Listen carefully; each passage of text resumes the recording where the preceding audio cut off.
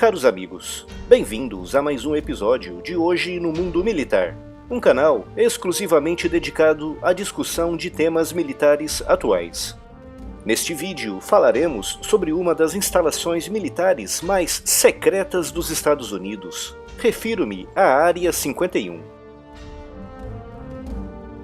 Antes de começar o vídeo, um recado bem rápido. Se você ainda não está inscrito no canal, não perca tempo e inscreva-se já. As novidades aqui são diárias, por isso não se esqueça também de ativar o sino de notificações. Os likes são muito importantes para todo criador de conteúdos no YouTube. Por isso, se você gostar desse vídeo, deixe aqui a sua curtida e o compartilhe com seus amigos. A Área 51 é cercada de mistérios, com a maioria das pessoas associando-a a atividades extremamente secretas e até mesmo sobrenaturais e alienígenas. Mas qual é a história dessa instalação militar? O que realmente acontece por lá? Que projetos foram lá desenvolvidos? E por que ela alcançou toda essa fama e aura de mistério?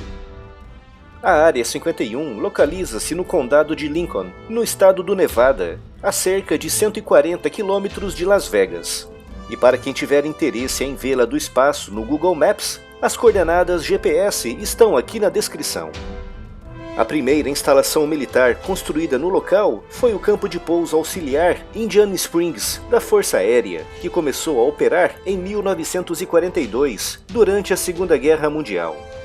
Eram instalações muito rudimentares, compostas por algumas barracas de madeira e duas pequenas pistas. Aquelas instalações estão subordinadas à base aérea de Edwards, e oficialmente o seu propósito é desconhecido. Foi apenas em 2013 que a CIA reconheceu publicamente a sua existência, e apesar de oficialmente a base não ser classificada como secreta, todos os projetos desenvolvidos nas suas instalações recebem o selo de altamente classificados. A base passou por uma grande ampliação em 1955, quando a Força Aérea adquiriu uma vasta área na margem sul de Groom Lake, uma planície de sal com vários quilômetros de extensão. A base, cujas dimensões originais limitavam-se a um retângulo de 10 por 16 quilômetros, aumentou para uma área de 37 por 40 quilômetros. Toda essa expansão teve por objetivo atender aos requisitos do projeto Aquaton, que daria origem ao super secreto Lockheed U-2, o avião espião que já foi destacado neste vídeo aqui no canal. Como se tratava de um projeto excepcionalmente secreto, a Força Aérea achou por bem não desenvolvê-lo na base de Edwards ou nas instalações da Lockheed. Quando os responsáveis pelo projeto do U-2 inspecionaram a região, encontraram em Groom Lake as condições ideais para a instalação de uma grande pista de testes. O lago seco de sal, extremamente plano, era perfeito para os objetivos do projeto, com toda a região tendo sido adquirida pelo governo federal em 1955, com os trabalhos de teste e aperfeiçoamento do U-2 começando em julho desse ano. Alguns anos depois, em agosto de 1959, teve início no local o projeto Oxcart, um ambicioso programa que daria origem ao impressionante Lockheed A-12, um avião de reconhecimento aéreo extremamente rápido, capaz de voar a mais de 20 mil metros de altitude e a uma velocidade de quase 3.600 km por hora.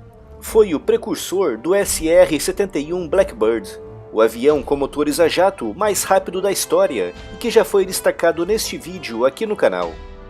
Mas em 1959, as instalações militares ainda eram muito rudimentares e inapropriadas para esse grande projeto, motivo pelo qual iniciaram-se obras colossais que se estenderiam por anos. E foi durante essas obras que o nome Área 51 foi adotado, mas a sua origem é incerta. A teoria mais aceita é a de que, como a região estava mesmo ao lado do quadrante 15 da planície de Yucca, local de 739 dos 928 testes nucleares conduzidos pelos Estados Unidos, os militares, para facilitar a identificação do local, simplesmente inverteram a ordem dos algarismos, resultando assim no nome Área 51. Mas a sua designação oficial é Home Airport, com o nome Área 51 sendo raramente utilizado de forma oficial pela CIA ou pela Força Aérea. Entre 1959 e 1962, decorreram na Área 51 extensas obras que triplicaram a capacidade da base, tanto em termos de pessoal como de operação de aeronaves.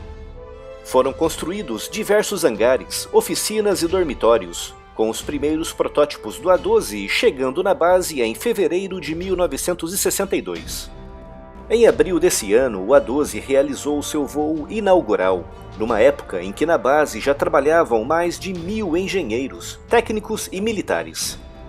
O programa do A-12 era tão secreto que todo o pessoal não diretamente ligado ao projeto era agrupado na cantina da base durante as operações de pouso e decolagem. Também nos anos 60, a Área 51 passou a ser utilizada para testes e avaliações de caças soviéticos capturados. A primeira grande avaliação ocorreu em 1966, com um MiG-21 iraquiano que foi capturado pelos israelenses quando o piloto desertou. 2 anos depois, em 1968, foi a vez dos israelenses capturarem 2 caças MiG-17, que foram também entregues aos norte-americanos. Esses MiGs foram exaustivamente avaliados na Área 51, com os resultados servindo de base para o desenvolvimento de técnicas eficazes de ataque e de defesa contra essas aeronaves. Chegaram-se mesmo a realizar dogfights simulados entre MiGs e caças norte-americanos na Área 51. Como é óbvio, essas operações eram altamente secretas e por isso eram realizadas ali. Na segunda metade dos anos 70, a Lockheed iniciou um programa super avançado que viria a transformar-se no primeiro bombardeiro stealth do mundo, o F-117. Como se tratava de um projeto super secreto, mais uma vez a Área 51 foi a base escolhida para os testes de voo da aeronave, que se iniciaram em junho de 1981. Para manter o secretismo, os voos realizados por essas aeronaves concentravam-se no início da noite ou no final da madrugada, períodos do dia em que era mais difícil acompanhar os voos a olho nu. Com o fim do programa de desenvolvimento do F-117 em 1983, as atividades na Área 51 continuaram a pleno vapor, com as instalações ampliando-se ainda mais. Em 1995, uma lei federal ampliou a área de exclusão aérea, aumentando-a para os 16 km², e em 2015, todas as montanhas envolventes foram desapropriadas e incorporadas à base. Desconhecem-se os detalhes dos projetos desenvolvidos na Área 51 nos últimos 35 anos, mas acredita-se que a base tenha sido utilizada no teste e no aperfeiçoamento de alguns componentes do F-22, do bombardeiro stealth B-2 Spirit, a aeronave mais cara do mundo e já destacada neste vídeo aqui no canal, e também do F-35. Mas e sobre os OVNIs? É verdade que há naves e corpos de alienígenas na base? Como é óbvio, se há, pouquíssima gente sabe. Eu pessoalmente acredito que não, e que isso tudo não passa de um mito, mas isso vai de pessoa para pessoa. O curioso é que os avistamentos de OVNIs na região coincidiram sempre com os grandes projetos ultra-secretos desenvolvidos por lá. Por exemplo, quando o A-12 estava sendo testado no início dos anos 60 no âmbito do programa Oxcart, os voos eram realizados a mais de 20.000 metros de altitude e a velocidades que ultrapassavam os 3.500 km/h. Essas superaeronaves, voando assim tão alto sobre o deserto do Nevada, eram muitas vezes vistas por tripulações de aviões comerciais que voavam muito mais baixo, a menos de 10.000 metros de altitude.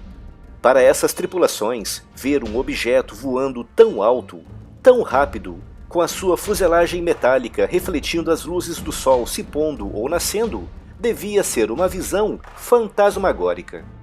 O mesmo aconteceu no início dos anos 80, quando se iniciaram os testes com o bombardeiro stealth F-117, que tipicamente voava ou no final da madrugada ou bem no início da noite.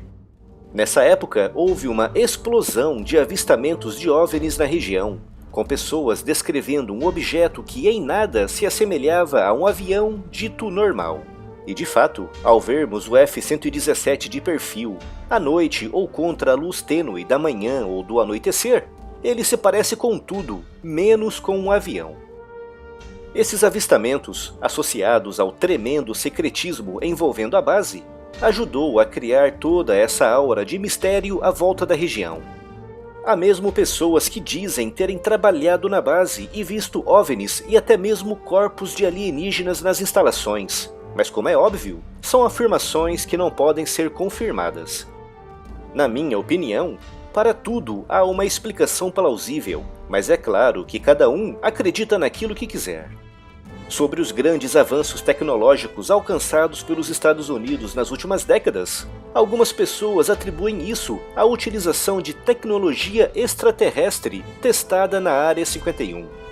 Eu pessoalmente acredito que esses avanços são apenas o fruto de grandes e pesados investimentos, trabalho duro e dedicação. Seja como for, a Área 51 continuará para sempre alimentando a imaginação de muita gente, mantendo-se como um dos locais mais secretos e bem guardados de todo o mundo.